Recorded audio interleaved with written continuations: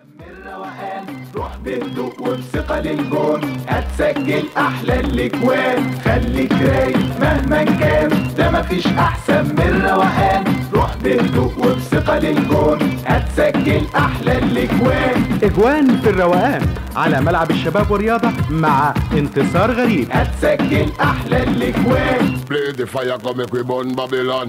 الشعر الغنائي الشاب جاسر المصري.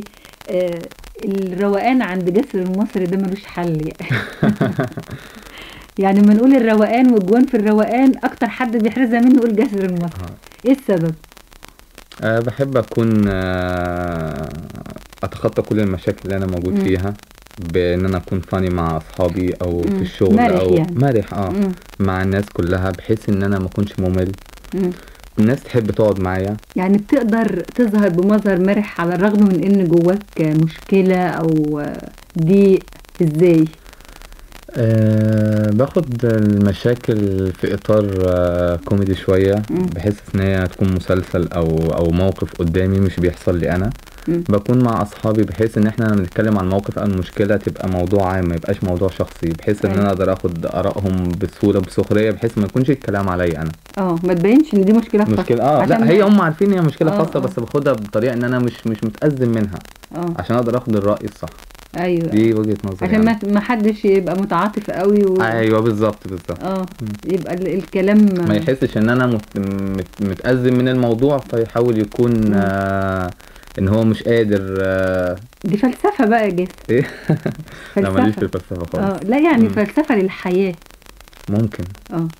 طب مين من اصحابك او من الناس اللي بتعرفها اكتر حد بيقدر يخرج جاسر المصري من لحظات الضيق ومن المشاكل عشان يحرز جون في الروقان؟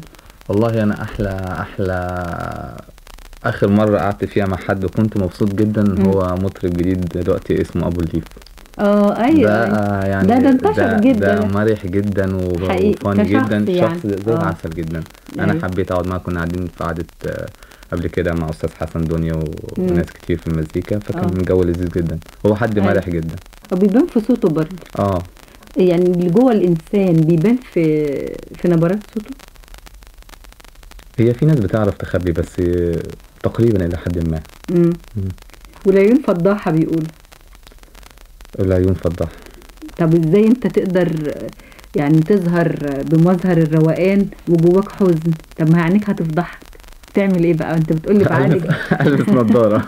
بتقولي عالج. البس نضارة. ايوه، انت اكيد بتستعمل حاجات يعني بتلمس مع موضوع الروقان. هو انت لما تضحك وتبقى في اغانيك بتقدر ان انت تعالج القضية دي. في حاجات كتير كمان.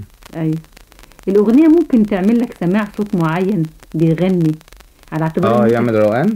طبعا، ما هي اصلا دي يعني. مين احسن صوت لما تسمعه؟ انت قلت ابو الليف بقعد معاه، هو بيغني برضه طبعا وعامل جو حلو مع الشباب. بس مين الصوت اللي هو ما تسمعه بيغني يخرجك من لحظات الضيق وتحقق عموما يعني؟ اسمع عمرو، اسمع فؤاد، منير. فيهم بيخليك تخرج من شعور لشعور تاني خالص، بيدوا بهجة.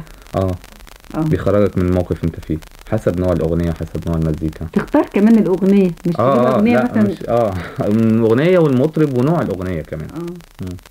يعني عايز تخرج من الضيق فتسمع اغنيه مرحه تحقق لك جون في الروقان. تحقق لي جون في الروقان وكده تبقى قدمت رسالتها. Play the fire come make we burn Babylon. خليك رايق مهما كان، ده مفيش احسن من الروقان. روح بهدوء وبثقة للجون، هتسجل احلى الاجوان. خليك رايق مهما كان، ده مفيش احسن من الروقان. روح بهدوء وبثقة للجون، هتسجل احلى الاجوان. كنتم مع اجوان في الروقان انتصار غريب. هتسجل احلى الاجوان. Play the fire come make we burn Babylon.